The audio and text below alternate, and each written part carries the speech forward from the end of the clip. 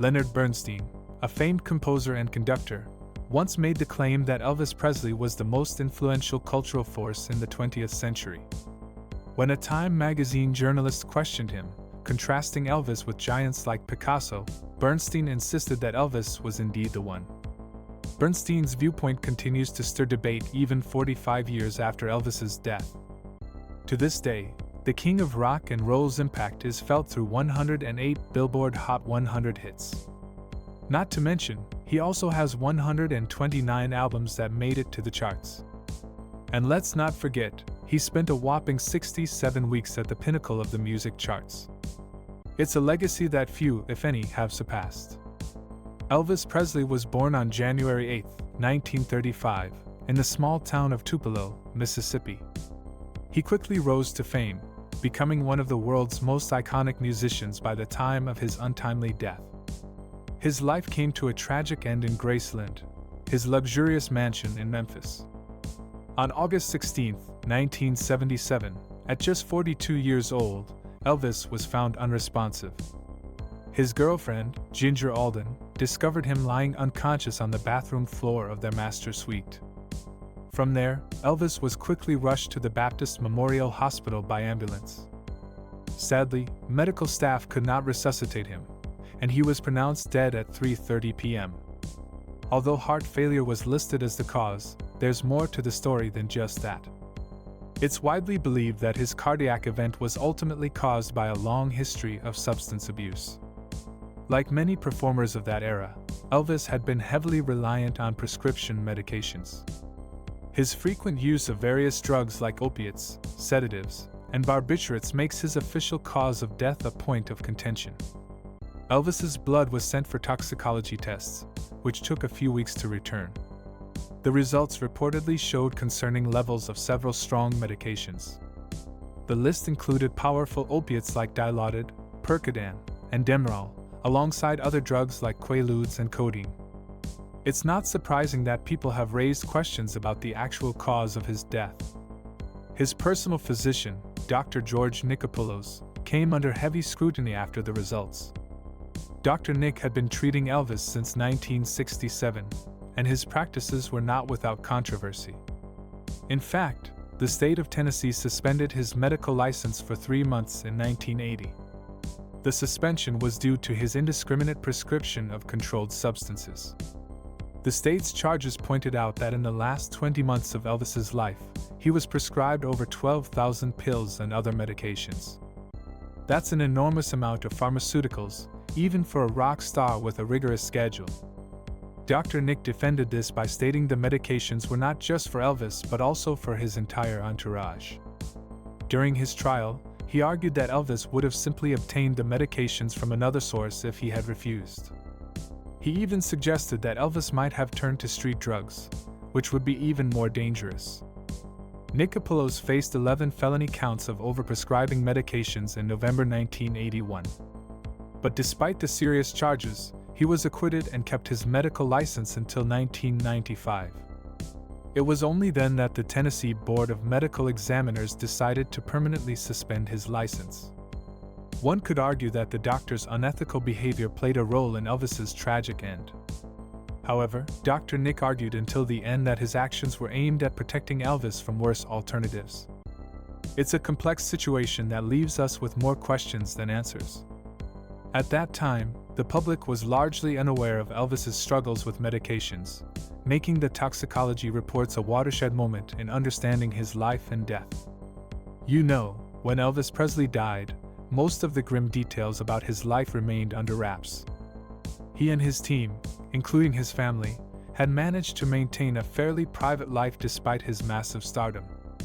After his death, his family wanted to keep it that way, asking for a private autopsy to establish the cause. Tennessee's chief medical examiner at the time, Jerry Francisco, was the one who issued Elvis's official death certificate. According to Francisco, Elvis died of heart disease and not because of any drugs in his system. His claim was pretty much in line with the family's wishes to preserve Elvis's reputation. This explanation was a bit controversial among the medical professionals involved in the autopsy. Several pathologists who were part of the autopsy team questioned Francisco's conclusions and methods. They felt that the presence of prescription drugs in Elvis's system was too significant to be disregarded. It seemed as if Francisco was quick to make an announcement that would protect the family's privacy and the singer's public image. The debates among these doctors indicate that the cause of death might not be as clear-cut as presented. But the family's request for a private autopsy meant that the full results remained confidential. Over the years, there have been numerous attempts to get those autopsy results unsealed. Interestingly, a 1993 re-examination of the case made some headway but only managed to get the physician's notes released. Despite these efforts, the full autopsy findings have never been made public, adding another layer of mystery. As it was a private request, the state didn't have much say in whether the autopsy results could be disclosed. The family's influence was strong enough to keep these crucial details a secret for many years. This secrecy around Elvis's cause of death has fueled speculation and conspiracy theories for decades. Even though we have some pieces of the puzzle, the full picture remains elusive. It's another element that adds complexity to the legacy of one of the most celebrated musicians in history. Just a couple of weeks before Elvis's untimely passing, a book was published that shed light on some lesser-known aspects of his life.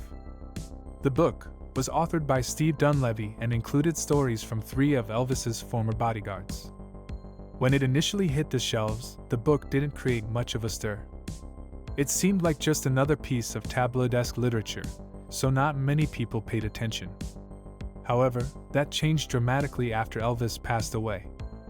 All of a sudden, the book gained notoriety and found itself at the center of public and media attention.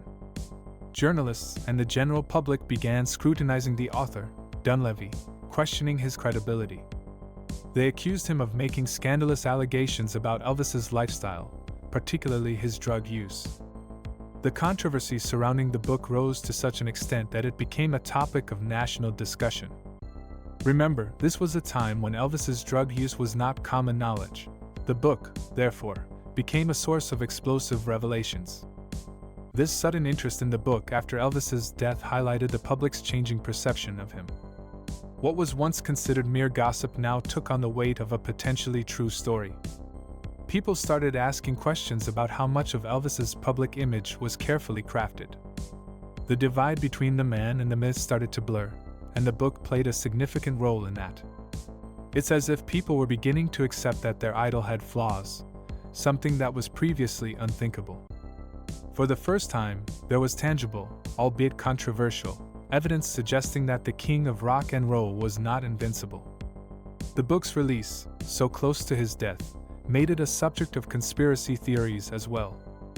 Some even speculated whether the revelations in the book could have contributed to his demise, although there's no substantial evidence to support that claim.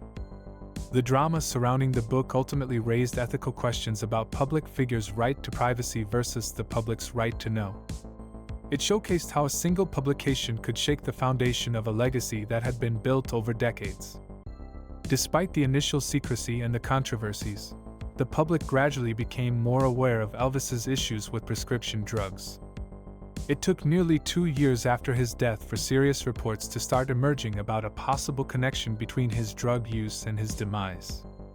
The narrative began to shift as journalists, biographers, and investigators took a closer look. People were now more willing to consider that the king wasn't just a victim of heart disease but also of an era that was less cautious about prescription medications. In hindsight, Elvis wasn't the only famous figure of his time dealing with substance abuse. Other icons like Johnny Cash and Jerry Lee Lewis, who was also a patient of Dr. Nick, were facing similar struggles. In fact, substance abuse was something of an open secret in the music industry during that period. Over the years, Elvis's story has been both a cautionary tale and a subject of fascination. Numerous documentaries, biographies, and even a Baz Luhrmann biopic have tried to unpack the complexities of his life. Yet, despite the controversies and the flaws, his legacy as one of the most influential musicians of the 20th century remains unshaken.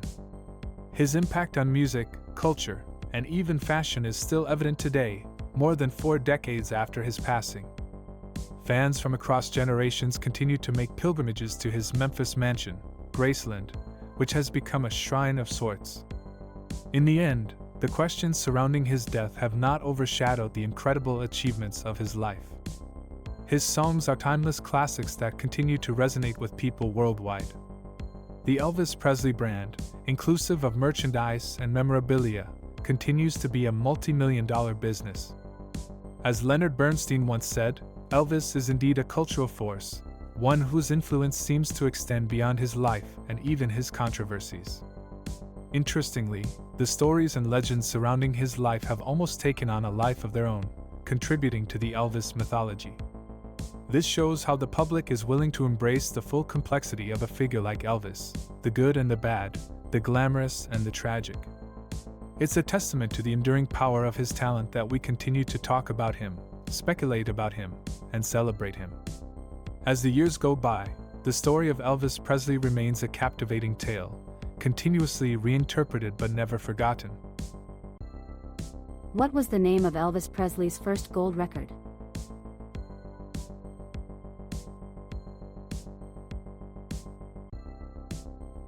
Heartbreak Hotel. What was Elvis Presley's middle name?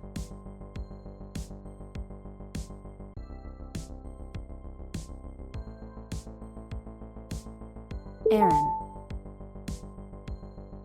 What year did Elvis Presley pass away?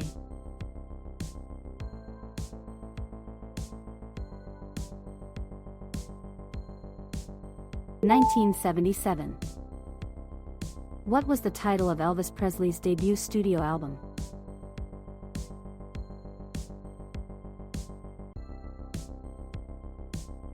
Elvis Presley. In what year was Elvis Presley's first movie, Love Me Tender, released?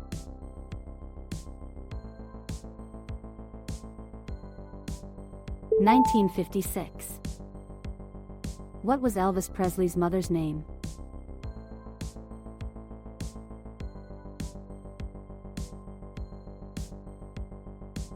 Gladys. What was the last song Elvis performed in public?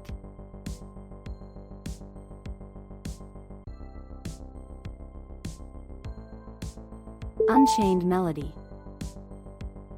What was the name of Elvis Presley's wife?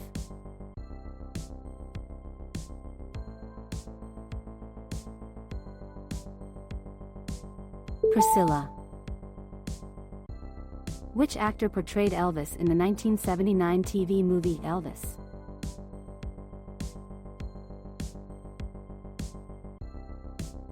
Kurt Russell. What was the name of Elvis Presley's twin brother who sadly passed away at birth?